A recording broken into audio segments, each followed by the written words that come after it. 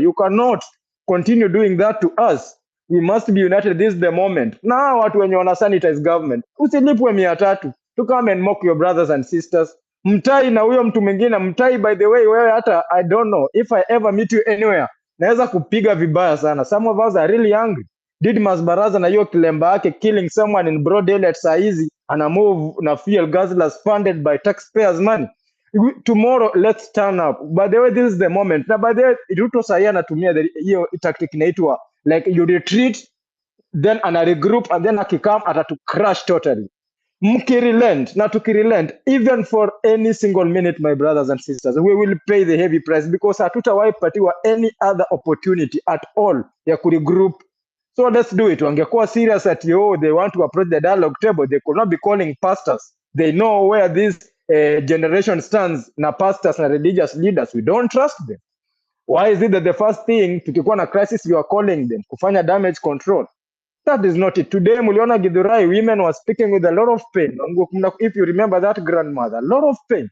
But we cannot continue like this. This is the only time, by the way. Na mimi nitawaambia, let's keep pushing. Tuende kwa mchanga, tutupe kitu, tuzike wenzetu na amani, and I'm very sorry for them.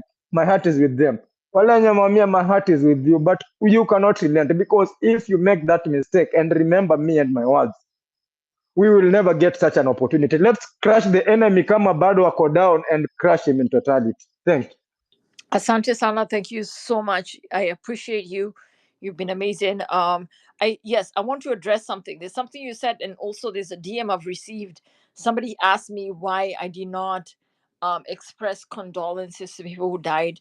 I am so sorry that I did not start with that. I'm very, very, very extremely sorry for anybody who died. It was not necessary for anybody who died, anybody who got shot, not just died, anybody who got shot, anybody who got injured, and also the people who died. For me, I've not slept. I've not slept this whole week. This has been a really just challenging time because I feel personally responsible because I voted in this government. I feel personally responsible. It's a very heartbreaking time to know that my age mates are parents.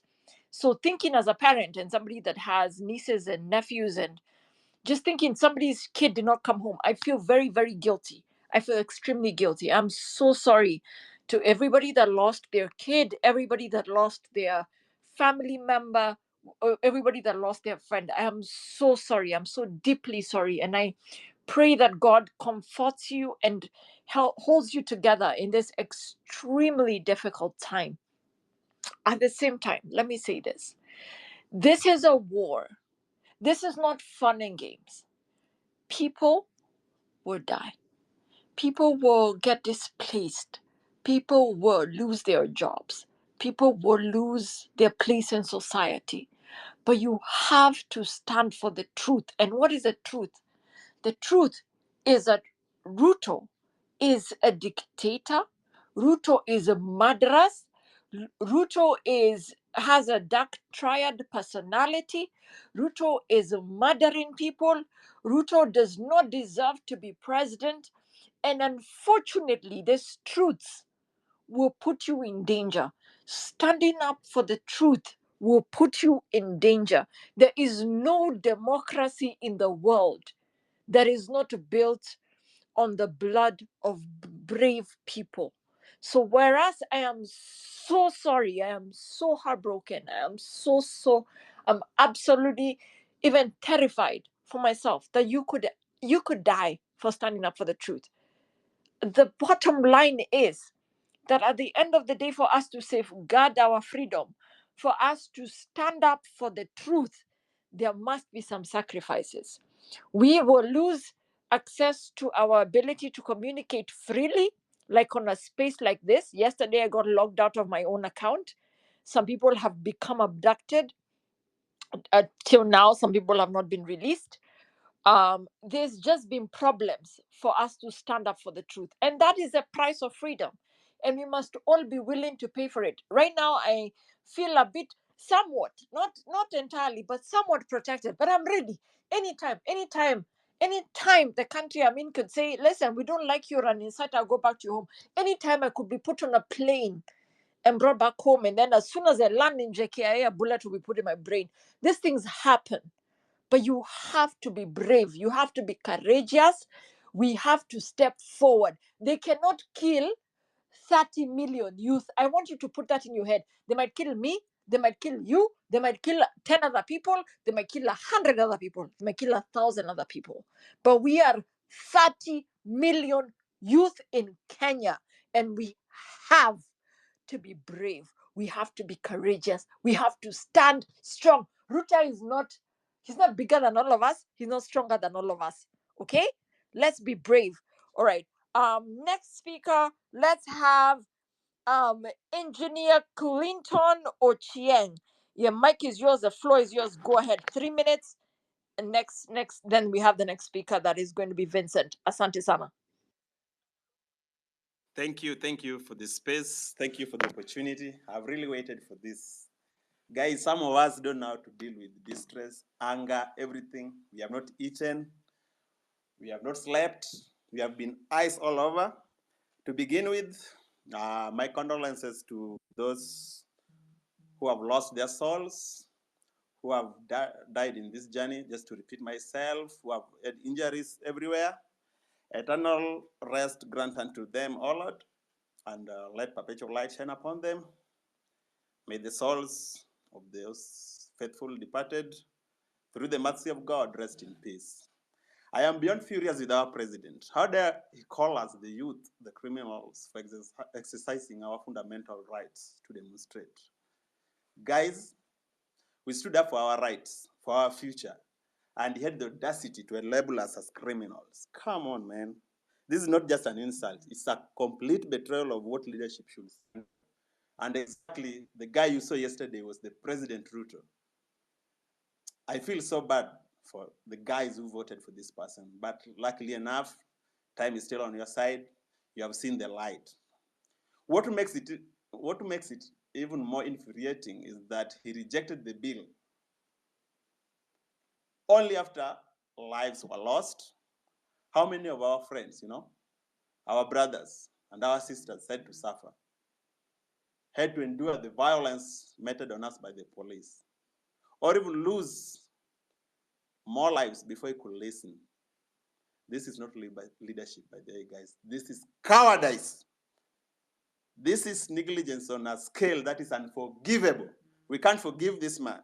We can't forgive this narcissist, this dictator. Right now, I can't talk to my family. I can't talk to my girlfriend. I can't have sex because Ruto is stressing me, man. We came peacefully to demonstrate against a bill that threatened our freedom, that sought to undermine the very fabric of our society, man. And what did we get in return? Brutality, violence, and now after all the pain and loss, a hollow rejection of the bill, man. It feels like an afterthought, right? A desperate attempt to save face after the damage is already done. There's no going back, guys. The president must know why kuku huenda haja ndogo na kubwa mara moja, anakoroga akiachilia pa. The president's actions are a stark reminder of the disconnect by the way that he has, kama Rigiji, the way the Rigiji just said, between the government and the people. Instead of protecting us, they're attacking us. Instead of listening to us, they're silencing us. Jacob Juma saw this, and now when it's too late for those who have suffered the most, they try to backtrack and say, no, we are sorry. What is sorry for somebody who has lost a life? Like, guys, me literally, I'm still shaking, But this is not the end. We'll continue to fight tomorrow for justice and for the memory of those who paid the ultimate price. We can't name all of them. Their names are all over trending. Our voices will grow louder. Our resolve will grow stronger. And our unity must be unbreakable, guys. We will not forget and we will not forgive this blatant disregard of our lives and rights. Enough is enough. Tomorrow morning, let's occupy the streets. Let's chant. Let's make us be heard everywhere. Appreciation goes to those guys who are making us be seen out there, the Larry Mados, And you guys who are holding these spaces wherever you are, viva! Thank you, Asante Sana. Let's have Nelson. Nelson, are you ready to speak? I know Yeah, you were leaving the airport. Okay, so let's have Nelson, and then let's have Vincent next, and then after Vincent, let's have Madam Mudge herself from Germany, and then we can move forward. After Mudge, we can have history KE. So after the next, just immediately start speaking. Thank you. thank you, Jelani. Thank you, Kiemozi, for this space. This is a wonderful time to be Kenyan. I feel so patriotic, and so many other people feel very patriotic. Everybody I'm speaking to is feeling this. It's like we are gaining independence again. So this is such a great moment to be Kenyan. And it's so sad that we are not in Kenya. I would have loved to be in Kenya because I would definitely be in the protests. And everybody who knows me knows that I would have been at the center of the protests. Irrespective of that, I have organized a protest with the Kenya Students Association in France leadership. And we are organizing a protest in Paris on Friday.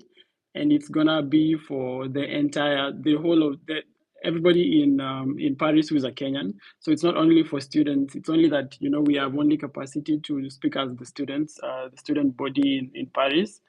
Um, so before I continue, I want to also pass my condolences to the people who lost their lives yesterday. It is so sad that people had to shed the blood for a stupid bill, for just a mere bill, something that it's unthinkable. When you think about it, you get so angry that people were shot in the head with a sniper like terrorists. Those snipers, where were they when Westgate was being attacked? Where were they when Dusit was being attacked? They are so good at attacking unarmed people.